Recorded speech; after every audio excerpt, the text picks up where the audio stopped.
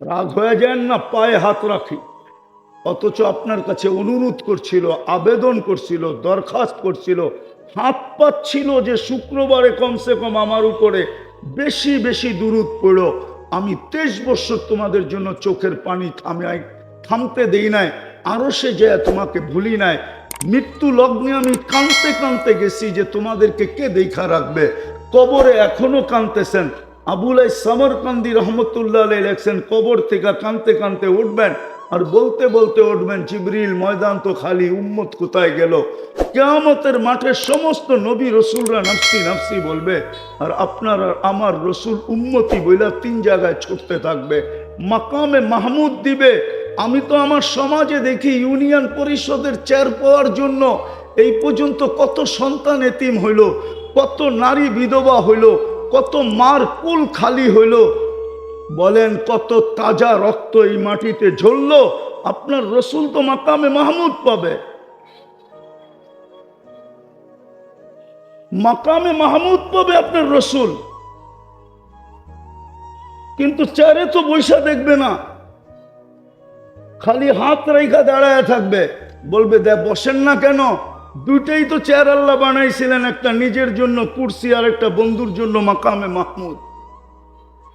বলবে যদি বসি তাহলে উম্মতের জন্য ছুটবে কে? আমি তো হাউজে কাউসারে যাব। মানুষ মানবতা নাই, মুসলমান ছাপ নাই, উম্মত আদর্শ নাই। কোরআন দিছে চুমা নাই, মসজিদ দিছে খালি বড়া নাই। শুধু জুমার দিন কিছু মুসল্লি হয়, মসজিদ তো চিৎকার দেয় মুসল্লি কোথায়। আল্লাহকে জিজ্ঞেস করে, আল্লাহ মুসল্লি কোথায়? যেমন জান্নাত প্রতিদিন আল্লাহকে বলে, আল্লাহ তোমার মেহমান কোথায়? ফল তো পাইকা গেল। হুরেরা বলে আমাদের যৌবন ফাটতে শুরু করলো, মেহমান কই? তো আল্লাহ বলে ইসবিরি সাতালকা কি আউলিয়াই, একটু সবর কর, মেহমানরা আসতেছে। মসজিদ তো ডেলি বলে আল্লাহ মুসল্লি কই? জমিন তো জিজ্ঞাসা করে নামাজি কই? জমি পুছতি হ্যায় নামাজি কাহা হ্যায়। আপনি সুখে থাকবেন কি করে?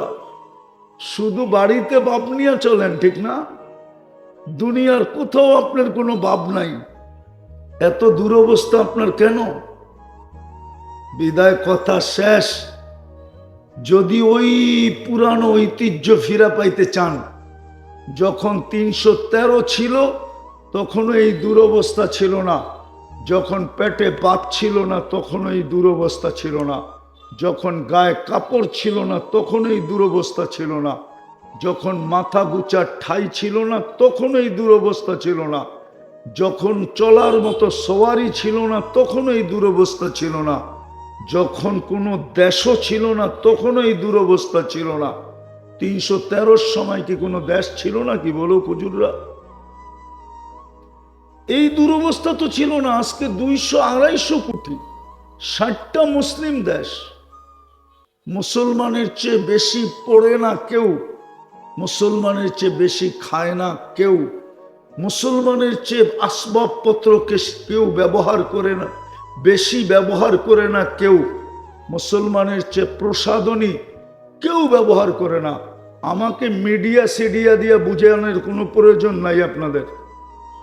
হয়তো হবে আমাদের সমাজপতিরা আমারে মিডিয়া দিয়ে বুঝাবে, আমারে বুঝায়েন না। আমার 7 মহাদেশ দেখা শেষ। আপনাদের উন্নত দুনিয়ার শুধু নিউজিল্যান্ড বাকি আছে, আর একটাও বাকি নেই, সব দেখা শেষ। এই পর্যন্ত 103টা দেখা ফেলছি, আফ্রিকার জঙ্গল সহ। আপনি আমারে কি বুঝাবেন মিডিয়া দিয়া? আমি যেটা বলি এটা মাইনা নেন, কাজে দিবে। আমি তো চোখে দেখা বলি, মুসলমানের সমান কাপড় চোপড় কেউ পরে না, এত আইটেম কেউ খায় না, কারো ঘরে এত প্রসাধনী আসবাবপত্র নাই। মুসলমান রাজাদের চেয়ে দামি বাড়িতে দুনিয়ার কেউ থাকে না। সৌদি বাদশার বাড়ির চেয়ে দামি বাড়ি দুনিয়ায় কার আছে? দুবাইয়ের বাদশার বাড়ির চেয়ে দামি বাড়ি কার আছে? হ্যাঁ, ব্রুনাইয়ের বাদশার বাড়ি, যেটা ইংল্যান্ডে দেখে আসলাম আমি গত আগস্টে, ইংল্যান্ডে যেটা দেখে আসলাম, 4 দেশের রানী এলিজাবেথ 4 দেশের রানী ছিল, 4 দেশের, ইংল্যান্ড, কানাডা, অস্ট্রেলিয়া, নিউজিল্যান্ড, 4 দেশের রানী। ওর বাড়িতে তো এতগুলা কামরা নাই। ব্রুনাইয়ের বাড়ির প্রেসিডেন্টের, ইংল্যান্ডের বাড়িতে 400 কামরা, 400 কামরা। বাড়ি একটা রাষ্ট্র মনে হয়। ও তো ইংল্যান্ডে যেটা, ব্রুনাইতে যেটা, ওটা তো বাদই দিলাম। ওর সমস্ত গাড়ির পার্টস সোনার, এন্টার পার্টস সোনার। নেটে সার্চ দেন, বেড়ে আসবে এক্ষুনি। তারপরে এই দুরবস্থা কেন? এই জন্য আসেন, আজকে এই অবস্থা, কালকে কি অবস্থা হবে? মানুষ মনুষ্যত্ব ছাড়া যদি জানতো আল্লাহকে চেহারা কি করে দেখাবেন, ইসলামের ছাপ ছাড়া যদি জান চেহারা কি করে দেখাবেন, উম্মতে মুহাম্মাদির নবীর আদর্শ ছাড়া যদি যান।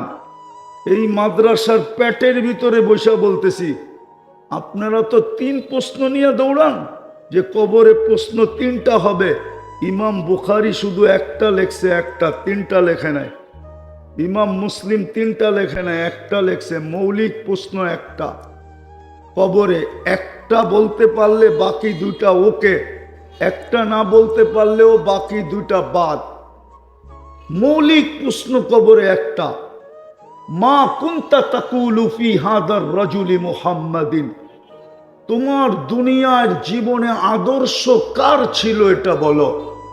নাম পর্যন্ত বলে দিবে, তুমি কি মুহাম্মাদের আদর্শে আদর্শবান ছিলা? যদি থাইকা থাকো তাইলে বলো। আজকে আদর্শে যদি আদর্শবান হইতো তাহলে যুবক নেটে দেখা চুল কাটে কি করে? মুহাম্মদুর রাসূলুল্লাহর উম্মত হওয়ার পরে 31 নাইট উদযাপন করে কি কইরা?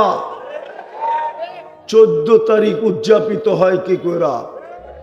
তারপরও থাকতে চান আপনি সুখে, চান আপনি হাত উঠান আর আল্লাহ দোয়া কবুল করুক। আল্লাহ কি আপনার মোহতাজ? বলেই দিছে ইয়াস্তাবদিল কওমান গায়রাকুম, কিছুদিন তাকায় তাকায় দেখবো, তারপরে উষ্টা মারবো উষ্টা, তারপরে তোমাদেরকে কিক মারবো কিক, সরায়া দিয়ে আরেকজনকে নিয়ে আসবো। ফালা ইয়াকুনু আমসালাকুম, তোমাদের মতো হবে না। দুনিয়ায় কয়েকদিন বাপ দেখায়া চলবা, তারপরে কবরে আসার পরে লাতুস আলুন্না আনিন নাইম, 24 ঘন্টা ভোগ করছো আমারটা, তারপরে হিসাব তোমার থেকে পাই পাই নিব, প্রত্যেক শ্বাসের নিব, প্রত্যেক অক্সিজেনের ফোটান নিব। তোমাকে যত নেয়ামত 24 ঘন্টা দিছি, প্রত্যেকটার হিসাব তোমার কাছ থেকে করায় গন্ডায় নিব। পরিচয় দিবা দুনিয়ার আইডি দেখায় দিছে, কোরআনে আছে পরিচয়। যদি দুনিয়ার আইডি চলতো তাইলে লূত আলাইহিস ইসলামের স্ত্রীর জন্য চলতো, তাইলে নূহ আলাইহিস ইসলামের স্ত্রীর জন্য চলতো, নূহ আলাইহিস ইসলামের ছেলের জন্য চলতো। কারোরটা যদি নাই চলতো তাইলে আবু তালেবের জন্য মুহাম্মদুর রাসূলুল্লাহ সাল্লাল্লাহু আলাইহি ওয়াসাল্লামের ট্রাম কার্ড চলতো। আপনি চিনেন না আবু তালেবকে, আপনি চিনেনও না মুহাম্মদুর রাসূলুল্লাহকে, কোত্থেকে চিনবেন?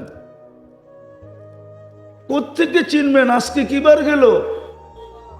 আরে বলেন, একজনও তো এখানে নাই 1000 দুরূদ পড়ছে,